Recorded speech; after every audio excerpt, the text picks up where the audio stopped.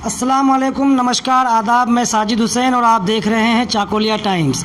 चंद ज़रूरी और अहम सवालों के साथ आज हम हाजिर हुए हैं मेंबर वेस्ट बंगाल प्रदेश कांग्रेस कमेटी और चाकोलिया ब्लॉक कांग्रेस के प्रेसिडेंट जनाब मास्टर मोहम्मद मुस्तफ़ा साहब के पास, और इनसे जानने की कोशिश करते हैं कि मेरे द्वारा किए गए सवालों पे इनकी क्या राय है। तो सर, सबसे पहले तो आपका बहुत बहुत स्वागत है हमारे इस यूट्यूब चैनल में। और सबसे पहला सवाल मैं आपसे करना चाहूँगा सर कि जिस तरह का माहौल अभी पूरे देश में है, लॉकडाउन में पूरा देश है, और इस कोरोना महामारी में जिस तरह से आम अवाम को, ख़ास करके अगर हम देखें तो गरीब तबके के लोगों को, मज़दूरों को, छोटे व्यापारियों को जिस तरह की भी परेशानियों का सामना करना पड़ा है सर, तो इस स्थिति में इंडियन नेशनल कांग्रेस जो एक बहुत बड़ी पार्टी है, वो आज कहाँ खड़ी है सर? चाकोलिया ब्लॉक कांग्रेस की तरफ से चाकोलिया टाइम्स के जितने व्यूअर्स हैं सबको नमस्ते, सलाम, आदाब, अर्ज है। हाँ, आपका जो सवाल जायज़ है। आज हिंदुस्तान ही नहीं, पूरे दुनिया में कोरोना का जो आफत फैला हुआ है, इससे सारे लोग परेशान हैं और दहशत में हैं। हमारा मुल्क भी इससे दूर नहीं, लेकिन इस कोविड-19 के जो कंट्रोल करने का तरीका हमारे मुल्क के जो मौजूदा सरकार, सेंट्रल गवर्नमेंट, बीजेपी की सरकार, मोदी की सरकार ने इख्तियार किया, वो हमारे ख्याल से, कांग्रेस के ख्याल से ये दुरुस्त नहीं किए।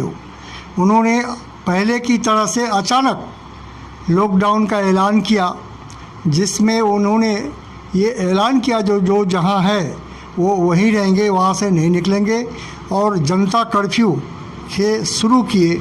और ये कर्फ्यू स्टेज वाइज चौथा स्टेज तक जाके आज 60 दिन से ज़्यादा लोग लॉकडाउन में हैं, छुपे हुए हैं, परेशान हैं, खाने को मोहताज हैं, पानी मौसर नहीं हो रहा है, लोगों की रोज़गार चली गई, इलाज नहीं हो पा रहा है। अब लोग उब गए, यहाँ तक कि लोग अब इस तरह की परेशानियों में सोच रहे हैं जो हम किसी तरह से अपना घर जाए। जान तो मेरी जाएगी, मौत तो होगी, तो बेहद अच्छा होगा अगर हम अपने घर पहुँच के मर जाए, तो ये हमारे लिए अच्छा होगा। इसलिए यही सोचकर लोग जहाँ तक अपना घरों के लिए निकल पड़े हैं। जो मेरे ख्याल से हमारे पार्टी के जो नेता हैं, उनके विचार से ये हमारी सरकार ने अचानक लॉकडाउन जो घोषणा किया, ये सही नहीं किया। इससे पहले वक्त देना चाहिए था। जो लोग बाहर में हैं वो अपने अपने घर आ जाएं, ताकि ये बीमारी को रोका जा सके। और जो लोग विदेश में रहते थे उनको रोकना चाहिए था, क्योंकि ये बीमारी, कोरोना की बीमारी, ये चाइना से आई, चाइना से दूसरे बैरूनी मुल्कों में आई। उसके बाद हमारे यहाँ जो लोग बाहर में काम करने गए थे, उन लोगों को वहाँ से इस बीमारी को लाए। अगर आप फ़्लाइट कैंसिल कर देते, बाहर के लोगों को नहीं आने देते, और हमारे जो मज़दूर भाई हैं, गरीब भाई हैं, उनको अगर आप घर बुला लेते, तो शायद ये दिन आज नहीं देखना पड़ता, गरीबों की जान नहीं जाती, भूखे प्यासे लोगों को नहीं मरना पड़ता, एक्सीडेंट होके रेल में कट के लोगों को नहीं मरना पड़ता। आज जो ये हालात, भगदड़ की हालात बची हुई है, लोग अपनी जान को हथेली में लेके आज जहाँ तहाँ घर के लिए रवाना हो गए हैं, इसको रोका जा सकता था। इसलिए कांग्रेस इस बात को लेकर शुरू से ही अपनी आवाज़ें बुलंद करती है। और जब जब हमारे नेता सोनिया गांधी जी, राहुल गांधी जी और प्रियंका जी सवाल करते हैं, तो उनको एक इल्ज़ाम लगाया जाता है गवर्नमेंट की तरफ से, सरकार की तरफ से, जो ये इस बुरी दिन में भी सियासत करना चाहते हैं। जबकि कांग्रेस इस बुरे हालत में सियासत से कोसों दूर है। वो सिर्फ ये चाहती है जो गरीबों की मदद हो, गरीबों की जान बचाई जाए। उनकी परेशानियों के लिए कांग्रेस भी अगर कुछ करने का हो तो करने के लिए तैयार है। आपको पता होगा कि इस मामले में कांग्रेस पहले ही ऐलान कर चुका है, जो गरीब गरीब घर आना चाहते हैं उनको उनका टिकट अगर सरकार नहीं दे सके तो कांग्रेस पार्टी देगी। इसलिए हम लोग अपनी पार्टी की तरफ से सर्वे करके जितनी जानकारी हुई हम लोगों को, ये सारी जानकारी के मुताबिक हमारे इलाके के जितने लोग बाहर थे उनका एक लिस्ट हम लोगों ने यहाँ भेजा। हमारे पार्टी ऑफिस से उनको लाने के इंतज़ाम किया जा रहा है। इस मामले में प्रियंका गांधी जी हमारे उत्तर प्रदेश के जो मज़दूर बाहर काम करते थे उनको घर वापसी के लिए उन्होंने 1000 बसें किराए में लाए और लोगों को ले जाने के लिए गवर्नमेंट से वहाँ पर मदद मांगी। गवर्नमेंट ने लिस्ट मांगा और लिस्ट मांगने के बाद सारे बसों को यूं ही वहाँ पर रोक दिया, एक भी बस को काम में नहीं लाने दिया, लोग वहाँ पर नहीं आ पाए। कांग्रेस का करोड़ों रुपया ऐसे ही चला गया, लेकिन उससे गरीबों की कोई मदद नहीं हो सकी। इससे साफ जाहिर है कि जो गवर्नमेंट अभी मौजूदा गवर्नमेंट है, सरकार है, यूपी का सरकार कांग्रेस से डरती है, कांग्रेस की आवाज़ से डरती है। कांग्रेस जो गरीबों के लिए बोलती है, कांग्रेस जो आवाज़ निकालता है किसान के लिए, मज़दूरों के लिए, इससे उसको कहीं ना कहीं डर है। इसलिए उन पर वो गलत बयानबाजी करते रहती है और हमेशा इल्ज़ाम लगाते रहती है जो कांग्रेस बुरे दिन में सियासत करना चाहती है। ये हमारे कांग्रेस पार्टी का राय है और हम लोग हमेशा गरीबों के साथ हैं, गरीबों के पास में हैं। जहाँ तक हो पा रहा है हम उनके लिए चंदे इकट्ठा कर रहे हैं, हम उनको लाने के लिए लिस्ट तैयार कर रहे हैं। अगर किराया न भी हो तो वो किराया हमारी पार्टी की तरफ से एक फ़ंड तैयार किया गया जिससे हम गरीबों को लाने में कोशिश कर रहे हैं, मदद कर रहे हैं और आ रहे हैं लोग।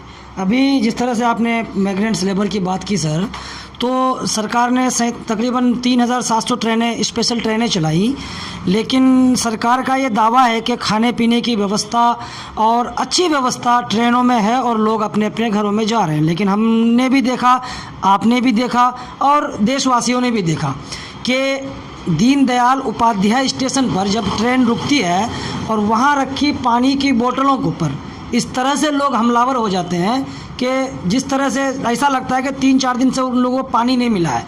लूटते हैं सर, खाने का पैकेट, आपका क्या कहते हैं, पानी की बोतल। लेकिन सरकार जो दावा करती है कि हमारे तरफ से बिल्कुल जायज़ व्यवस्था और अच्छी व्यवस्था है, फिर लोगों को ऐसा करने की क्या ज़रूरत है सर? इससे आप क्या इत्तेफाक रखते हैं कि सरकार व्यवस्था में फेल हो रही है? आपकी इस सवाल से मैं इत्तेफाक रखता हूँ।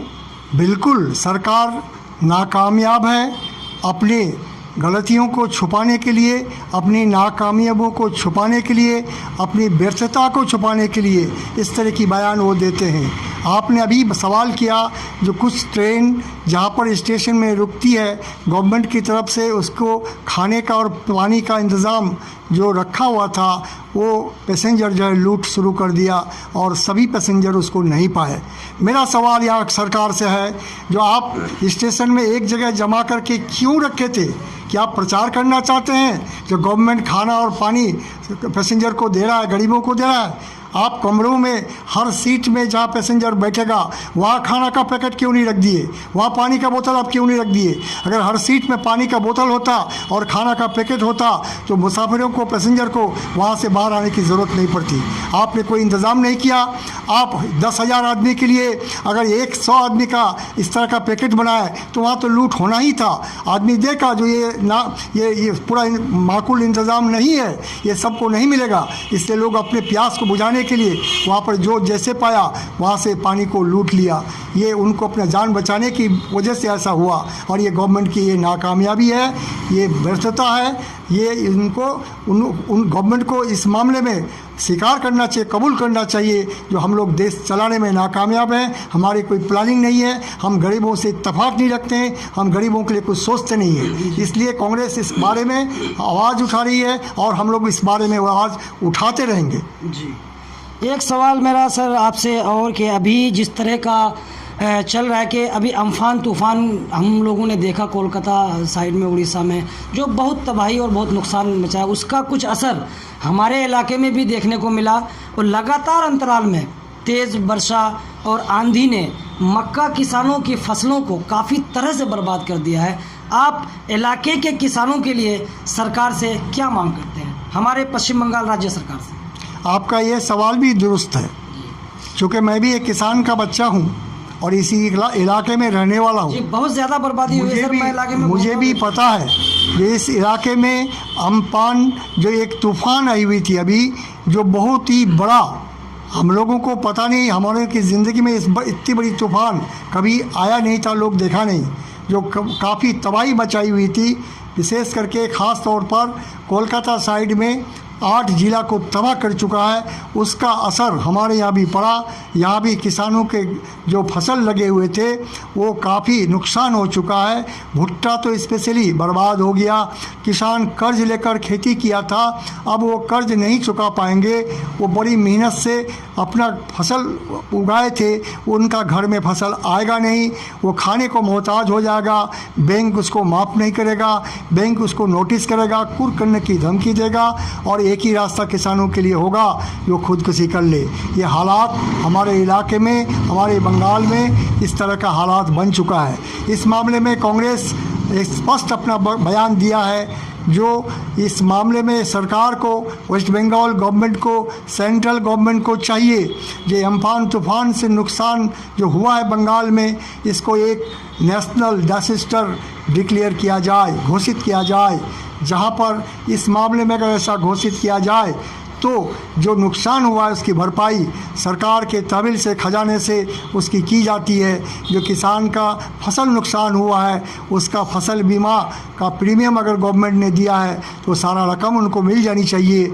लेकिन ऐसा अगर नहीं किया सरकार ने तो हम समझेंगे, कांग्रेस समझेगी, जो लोग सिर्फ बयानबाजी करते हैं, सरकार चला के सिर्फ हिंदू और मुसलमान की बात हमेशा किया करते हैं, लेकिन किसान और गरीब की बात कभी नहीं सोचते हैं।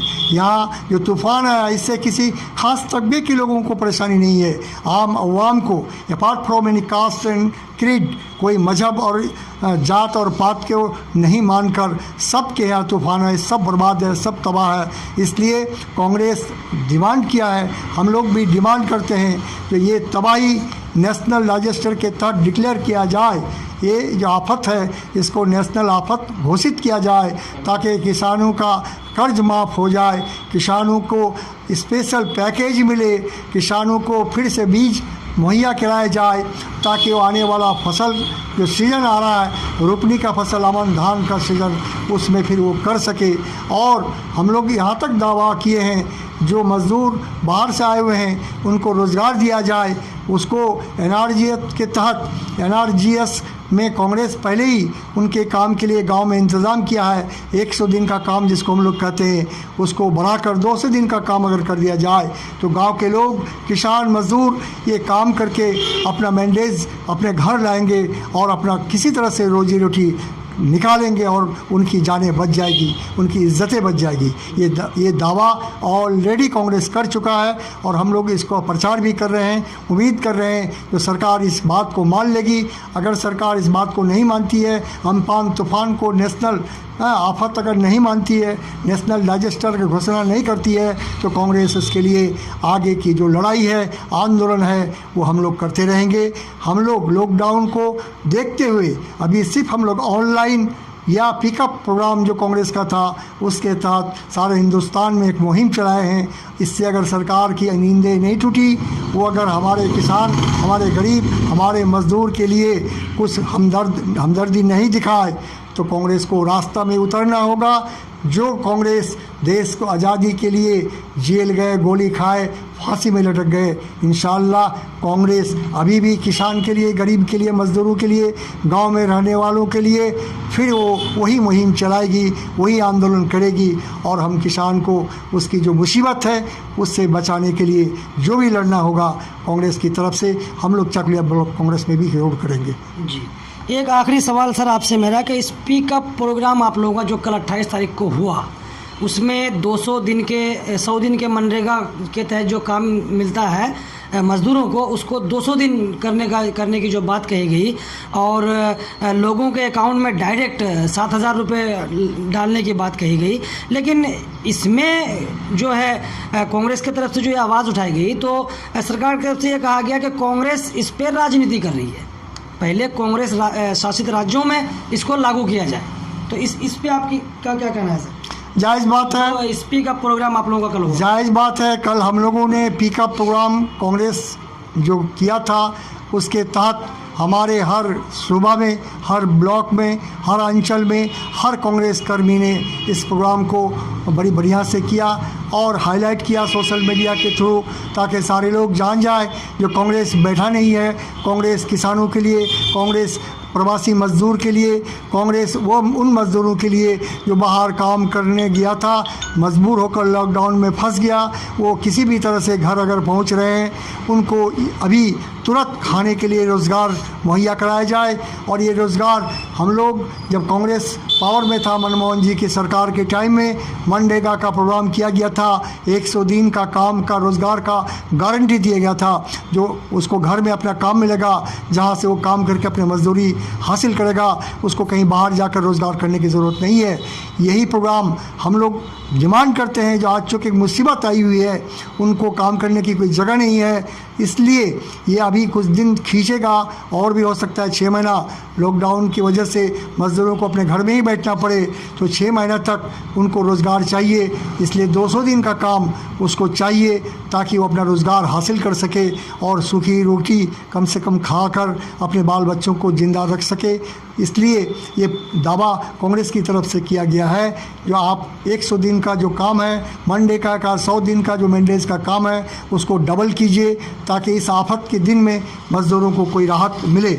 दूसरा जो आपका सवाल था, जो कांग्रेस ने पिकअप प्रोग्राम के तहत ये सरकार से डिमांड किया है, जो लोग घर आए मज़दूर हैं, जिनको अभी कुछ खाने को नहीं है, वो बेहाल हैं, उनको एकदम फौरी तौर पर 10,000 रुपया एक नगद उनके खाते में डाल दिया जाए, ताकि वो 10,000 रुपये से अपने घर के लिए कोई टेंट बना सके, वो पानी का इंतज़ाम कर सके, वो रोटी का इंतज़ाम कर सके, अगर कपड़े नहीं है तो कपड़े ले लें। इसके लिए 10,000 रुपया हर फैमिली में उनको डाल देना चाहिए। ये सरकार कर सकती है। सरकार अगर बहानाबाजी करती है, ये डिमांड करके कांग्रेस राजनीति करना चाहती है, तो हम साफ तौर पर कह देना चाहते हैं कि हमारे डिमांड से पहले दिल्ली की सरकार ने जो 5,000 रुपया करके सारे गरीबों के खाते में दे चुके हैं, वहाँ तो कोई राजनीति नहीं हुआ। दिल्ली की सरकार अगर दे सकती है तो सेंट्रल गवर्नमेंट क्यों नहीं दे सकती है, स्टेट गवर्नमेंट क्यों नहीं दे सकती है।